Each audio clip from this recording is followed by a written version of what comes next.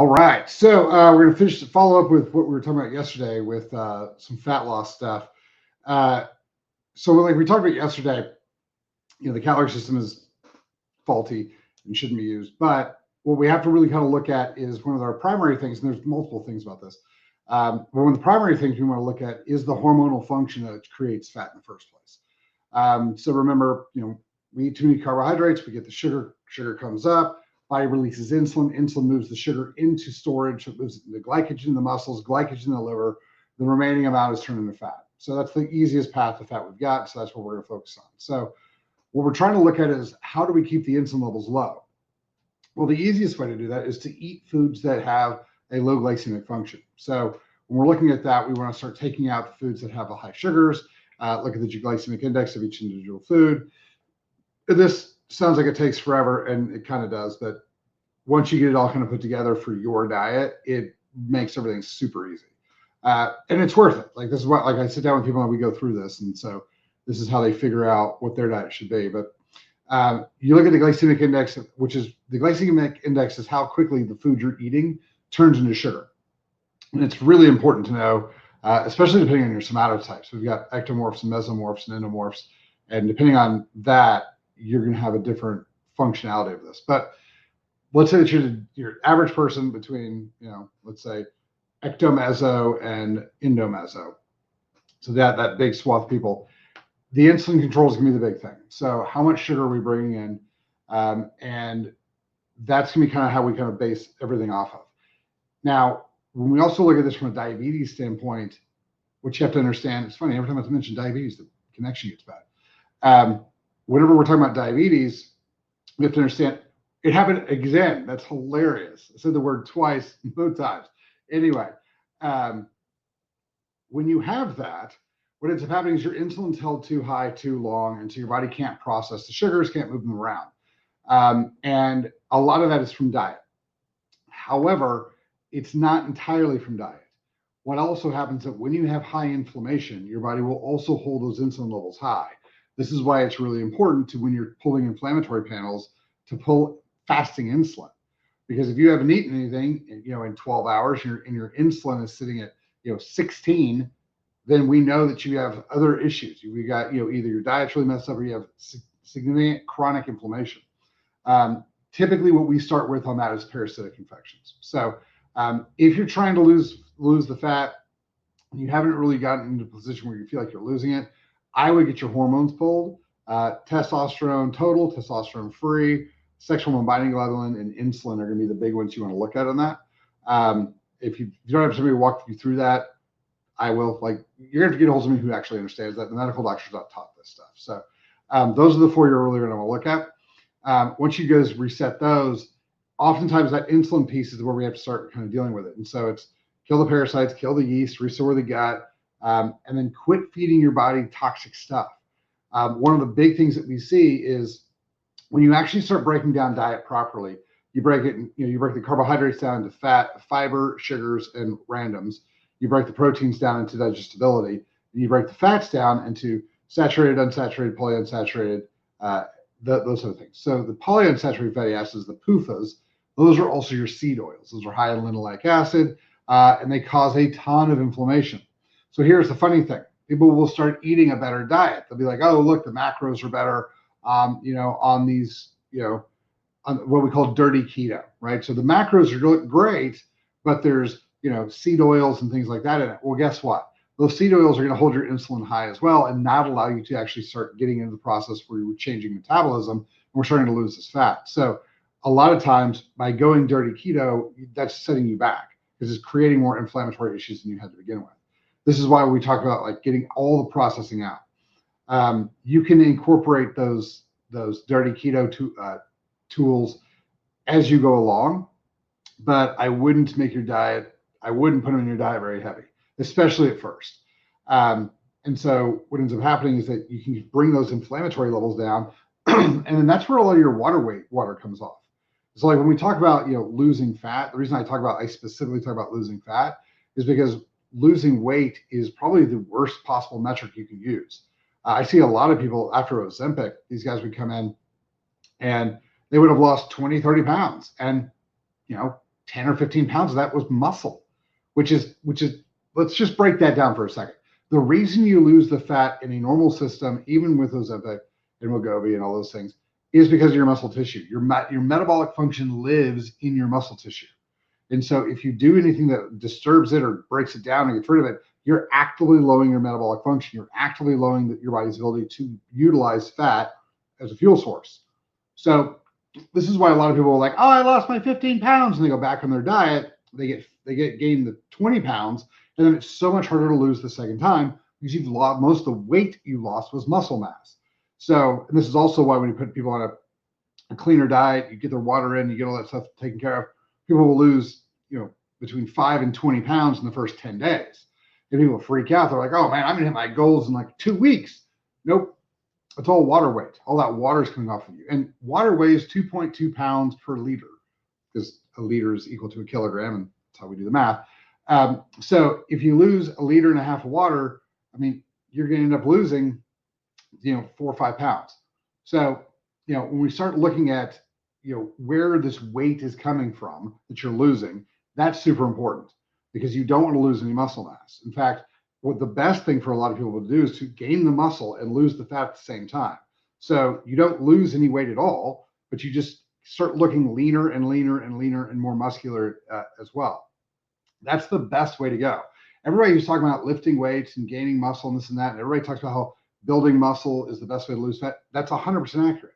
And so the thing is that if you gain a pound of muscle and lose a pound of fat, you've lost no weight.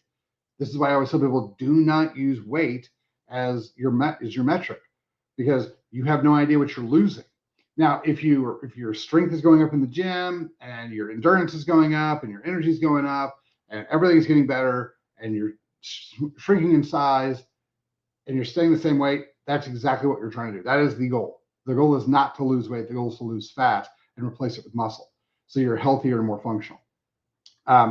So that's where the exercise piece comes in. So once you get your hormonal piece dealt with, you can start kind of breaking these things down as well. But the big thing is that you've got to get rid of that inflammation. I talk to people all the time and they're like, man, you must eat all day long. And I'm like, what are you talking about? And like, aren't you supposed to have 2 grams of protein for every pound of body weight? Which, at 260, we're looking at 520 grams of protein. I probably eat 150 to 200 grams, maybe, of protein a day. And the thing about that is that my gut's clean. So here's the thing people keep missing on this. If your gut is clean, you don't need to eat as much because your absorption function is much higher. So you're absorbing the nutrients, you're breaking them down, you're getting all the stuff you need out of them. You don't need to eat constantly all the time and to get where you want to go. It's also, you're not going to be as hungry because, again, you're getting nutrients in. So getting rid of the inflammation in the gut has to be your primary thing. Whenever you're like, I want to lose some weight, great. The number one key to this is clean up your gut. Kill the parasites, kill the yeast, reset the probiotic function, take all the processing out of your diet. And that will not only help you lose fat, that'll help you reset your system and gain everything back you're trying to do. Now, if your testosterone is low, so your body won't heal, you've got to bring your testosterone levels up so your body will heal again. But again, if you start gaining muscle, you might not lose weight, which is why this is a fat loss tip, not a weight loss tip. You don't want to lose weight, you want to lose fat. You want to lose inflammatory water weight, those type of things. You want to maintain all of your muscle mass. In fact, the vast majority of you need to gain muscle mass to be healthy. So when we start looking at weight, keep that in mind. What are you losing? What are you gaining? This is way more important than having the scale move around. So that's how you want to start everything. Okay. So we know that weight, so we know that fat gain or loss and muscle gain or loss is directly dependent upon hormones. Great. What hormones do those represent? Insulin's our primary fat storage hormone. Let's get that one as low as we can. Testosterone, let's get that up where it needs to be. As high as you can on testosterone is not the way to go. There is an upper limit to testosterone for every woman and every man that is beneficial for them. A lot of people will sit in that same range. Like a lot of women are between 80 and 250, and a lot of men are between 800 and 1200. But there's some men that levels 700, and there's some men that levels 1500. There's some women that levels 60, and some women that levels 300. So we've got to kind of dial it in for you, but get your testosterone in the most functional level you can, and then utilize it. Like start moving, like go out and exercise. Now here's the thing, like we talk about fat loss and how important it is, And people are like, well, you don't have to exercise. You can just change your diet and lose weight. Yeah, you can. 100% you can. But again, you're losing muscle mass. Let's say that you're able to diet and just lose the fat. Fantastic. That's a thing. We do that a lot. But here's the problem. You're not going to be healthier. You're not going to be more functional. You're not going to look the way you want to look. You have to add muscle for that. Everyone thinks they're jacked underneath all their fat. You're not. You're not. Until you build the muscle up to where it has definition, you're not going to be that. You're going to be soft and squishy. And so that's why you always want to be like, okay, I'm going to change my diet and I'm going to start working out. Because if you can do both of those things, you're going to be radically more healthy, and we're going to be able to adjust your life the way that you look really easily. So, that's kind of where this starts. If you start, like, this is why in the program that we do, we always start off with a kill and refill. And so, like, for everything, this is to get the baseline, because nobody can be healthy. If we're looking at Lyme's or dementia, or diabetes, or fat loss, or anything, trying to gain muscle mass, if your gut's messed up, you're screwed. And so the primary thing we do, kill and refill, kill the parasites, kill the yeast, restore the probiotic function, clean the liver, clean the kidneys. And we clean these things by overfeeding them so that they can process all the waste, get caught up, and then move everything out.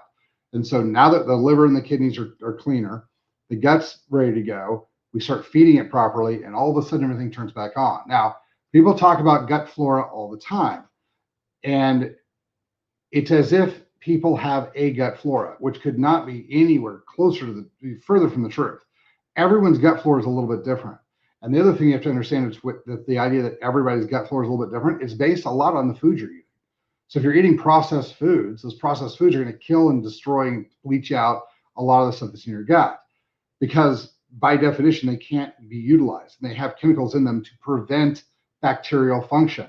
This is why McDonald's hamburgers, you buy one, 6 years later, it looks the same. They have these natural, not natural, these added chemicals that prevent bacterial function. Your gut is bacterial function. So it's preventing that from happening. So a lot of the processed foods you're eating that are processed and designed to last longer are actually tearing your gut to pieces.